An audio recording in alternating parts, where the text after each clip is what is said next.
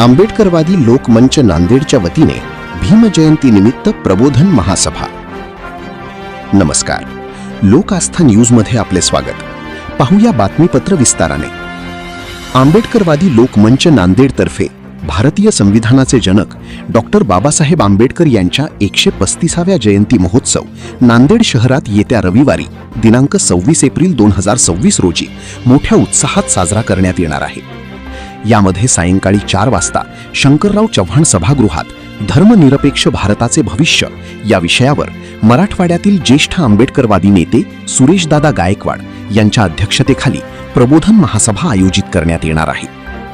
या महासभेस नांदेड जिल्ह्याचे लोकप्रिय खासदार रवींद्र चव्हाण तसेच लोहा कंधार तालुक्याचे लोकप्रिय आमदार प्रतापराव पाटील चिखलीकर हे यावेळी प्रमुख अतिथी म्हणून उपस्थित राहणार आहेत। या महासभेत राजधानी दिल्लीतील नामवंत पत्रकार अशोक वानखेडे, मुंबईतील डॉक्टर आंबेडकर लॉ कॉलेजचे माजी प्राचार्य, बहुजन समाज पार्टीचे मुंबई कोकण क्षेत्राचे प्रभारी ॲडव्होकेट जयमंगल धनराज, मुंबई मराठी पत्रकार संघाचे कार्यकारिणी सदस्य ज्येष्ठ पत्रकार दिवाकरजी शेजवळ हे प्रमुख मार्गदर्शक म्हणून उपस्थित राहणार असल्याची माहिती आंबेडकरवादी लोकमंचचे महासचिव प्राध्यापक देविदास मनोहरे आणि PS गवळी यांनी पत्रकारांना बोलताना दिली।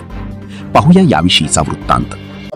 महामानव भारतरत्न भारतीय घटनेचे शिल्पकार डॉक्टर बाबासाहेब आंबेडकर यांच्या 135व्या जयंतीच्या निमित्ताने आंबेडकरवादी लोकमंचाच्या वतीने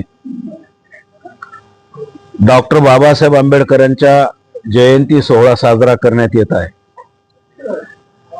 या जयंती सोहळ्याचा एक भाग म्हणून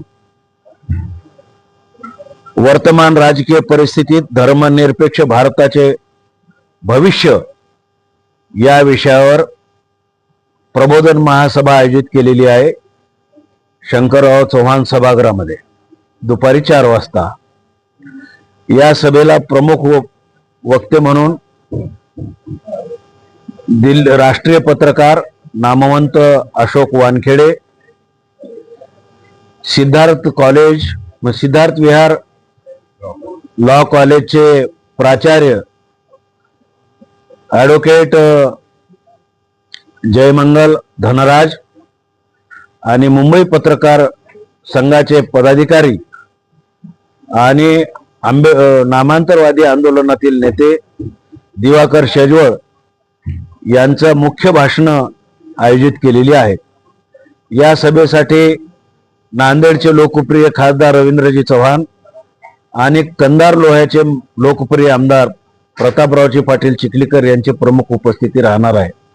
मी आपल्या माध्यमातून सर्व जनतेला विनंती करतो, या कार्यक्रमास आपण हजारोच्या संख्येने उपस्थित राहावं आणि वर्तमान परिस्थितीमध्ये धर्मनिरपेक्ष भारताचं काय भवितव्य असेल यावर वक्त्यांचे जे विचार आहेत ते विचार ऐकून यापुढे आम्हाला सहकार्य करावं अशी मी विनंती करतो।